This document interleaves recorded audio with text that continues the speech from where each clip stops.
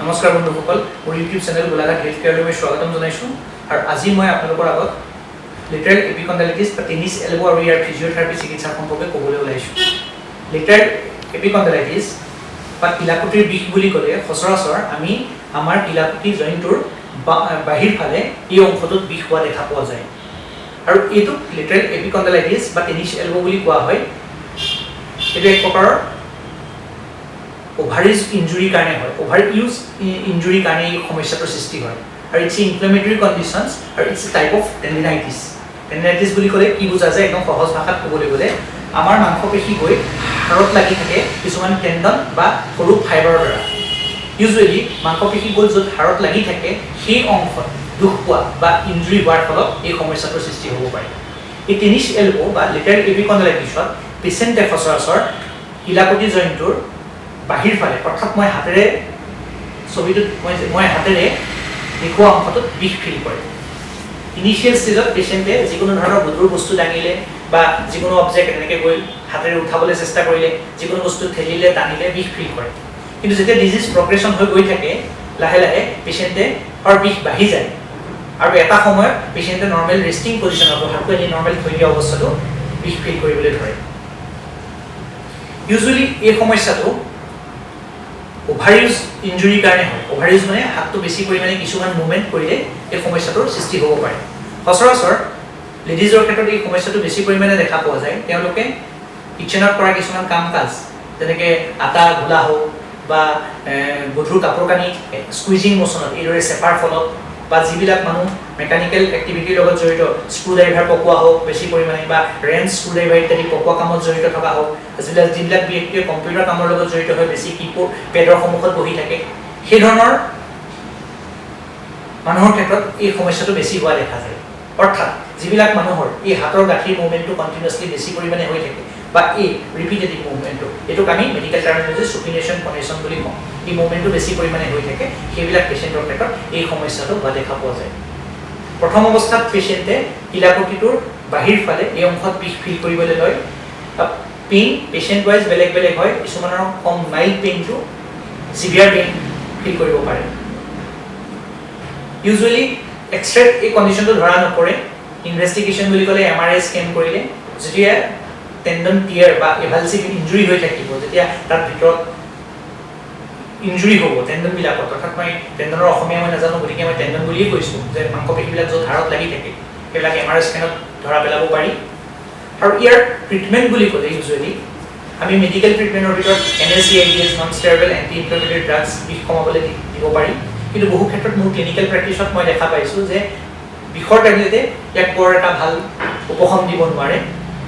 Intra আৰ্টিকুলাৰ steroid injection use কৰিব পাৰি। সেই ইনজেকশ্যনে পেচেণ্টৰ কণ্ডিশ্যনটো ইম্প্ৰুভ কৰাত সহায় কৰে।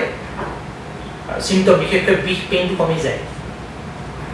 আৰু ফিজিঅ'থেৰাপিৰ যথেষ্ট ইম্পৰ্টেণ্ট ৰোল আছে লেটাৰেল এপিকণ্ডাইটিছ বা টেনিছ এলবৰ চিকিৎসাৰ ক্ষেত্ৰত। বিশেষকৈ আল্ট্ৰাচাউণ্ড থেৰাপি আৰু লেজাৰ থেৰাপি বহুত অৰিহণা আছে বুলিব পাৰি। টেনিছ এলবত ভুগি থকা পেচেণ্টে যদি ফিজিঅ'থেৰাপিৰ চিকিৎসকৰ লগত পৰামৰ্শ কৰি 7 পৰা 10 দিন আল্ট্ৰাচাউণ্ড থেৰাপি ইউজ কৰে, তেনেহ'লে বহুত উপশম পায়। ঠিক আজিকালি ৰিচেণ্ট এডভান্সমেণ্ট হিচাপে লেজাৰ থেৰাপি আহিছে, যিটোক আমি থেৰাপিউটিক লেজাৰ বুলি কওঁ। সেই ঠিক বিষাই থকা অংশটোত য'ত পেচেণ্টে মই য'ত হাতেৰে ধৰিছোঁ সেই অংশটোত থেৰাপিউটিক লেজাৰ এক্সপ'জ কৰা যায়। আৰু এইটো উইকলি 2 to 3 টাইমছ ছেছনত ট্ৰিটমেণ্ট দিব পাৰি বা সপ্তাহতো কিছুমান পেচেণ্টক দিয়া যায়। এই লেজাৰ থেৰাপিয়ে প্ৰকৃতত ক'বলৈ গ'লে আল্ট্ৰাছনিক থেৰাপিতকৈ লেজাৰ থেৰাপি চুপিৰিয়ৰ বুলিব পাৰি পেইন মেনেজমেণ্টৰ ক্ষেত্ৰত।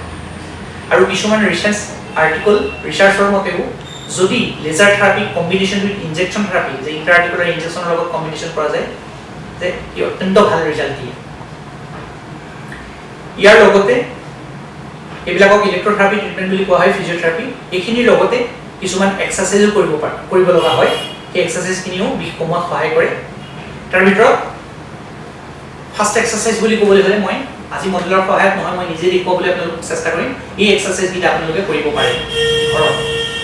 জাষ্ট হাতটো এইটো পজিশ্যনত ৰাখি পেলাই এইটো ৰিষ্ট এক্সটেনশ্যন এণ্ড ফ্লেকশ্যন এক্সাৰচাইজ, এই এক্সাৰচাইজটো আপোনালোকে কৰিব পাৰে। এইটো হ'ল 1 number exercise. wrist flexion and extension exercise. Second exercise to called stretching exercise.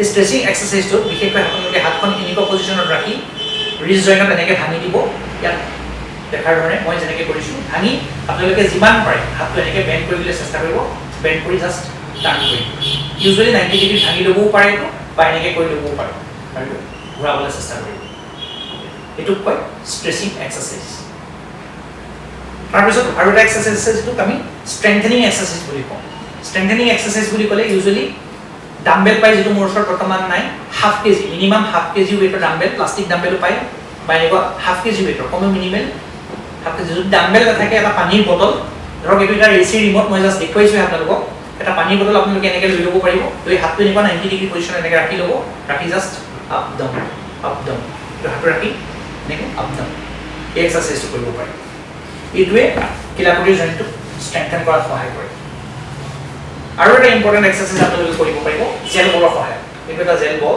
Fleming board gel বল এই এক্সাৰসাইজটো আপোনালোকে এইটো কৰিব পাৰিব হাতত দি এনেকৈ কৰি ধৰি ল'ব গ্ৰিপিং বস্তু মই যেনেকৈ ধৰিছো তাৰপৰা হাতটো 90 ডিগ্ৰী লেভেললৈ লৈ যাব এই দৰে কৰি 90 ডিগ্ৰী তাৰপিছত প্ৰেছ কৰিব এইটো সব যিমান পাৰে প্ৰেছ কৰি 1 পৰা 10 ছেকেণ্ড সময় ধৰি থাকিব আকৌ ৰিলেক্স কৰিব আকৌ 1 পৰা 10 ছেকেণ্ড সময় ধৰি থাকিব আকৌ ৰিলেক্স কৰিব এইটো হ্যান্ড এক্সাৰসাইজ বিশেষকৈ এই চাৰিটা এক্সাৰসাইজ কৰি বহু ক্ষেত্ৰত টেনিছ এলবৰ উপশম ঘটাব পাৰে গতিকে ফিজিওথেৰাপি চিকিৎসাৰ ভিতৰত মুখ্যতে ক'বলৈ গ'লে লেজাৰ থেৰাপি আল্ট্ৰাছনিক থেৰাপি যিটো ইলেক্ট্ৰথেৰাপিৰ ভিতৰত পৰে প্লাছ এক্সাৰসাইজ কৰি আপোনালোকে টেনিছ এলবৰ পৰা উপশম লাভ কৰিব পাৰে আৰু যদি ফিজিওথেৰাপিৰ লগত ইন্ট্ৰাআৰ্টিকুলাৰ ষ্টেৰইড ইনজেকচন কম্বিনেশ্যন কৰিব পাৰে তেতিয়াহ'লে শতকৰা 99% কিউৰ হয় বুলি ক'ব পৰা যায় আৰু লেট ইনিশিয়েল ষ্টেজত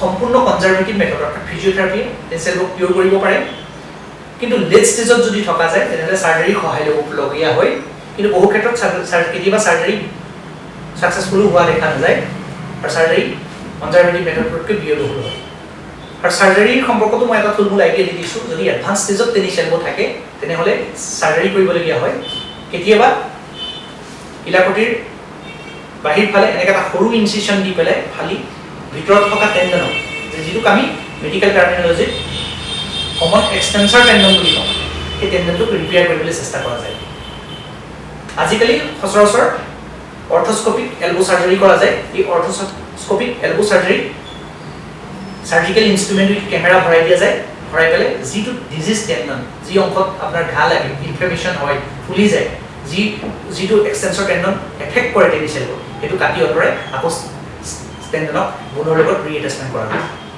কিন্তু যদি আপোনালোকে প্ৰথম পৰ্যায়তে ফিজিওথেৰাপি চিকিৎসকৰ কাষ চাপি চিকিৎসালয় তেনেহ'লে সাৰ্জাৰী পৰ্যায়লৈ যাবলগীয়া নহয় আৰু আপোনালোকে নিশ্চয় টেনিছ এলবৰ পৰা উপশম পাব গতিকে পলম নকৰি যদি আপোনালোকৰ কিলাকুটি বিষ ফিল কৰিছে আজি ফিজিওথেৰাপি চিকিৎসকৰ কাষ চাপক আৰু মোৰ ভিডিওটো ভিডিওটো চাই ভাল পালে মোৰ ভিডিওটো যিমান পাৰে লাইক কৰক শ্বেয়াৰ কৰক ছাবস্ক্ৰাইব কৰক আৰু আপোনালোকৰ যদি হেল্থ ৰিলেটেড কিবা সমস্যা থাকে তেনেহ'লে মোক কমেণ্ট কৰিবলৈ নাপাহৰিব মই প্ৰত্যেকটো কমেণ্টৰ উত্তৰ আপোনালোকক দিবলৈ চেষ্টা কৰিম ধন্যবাদ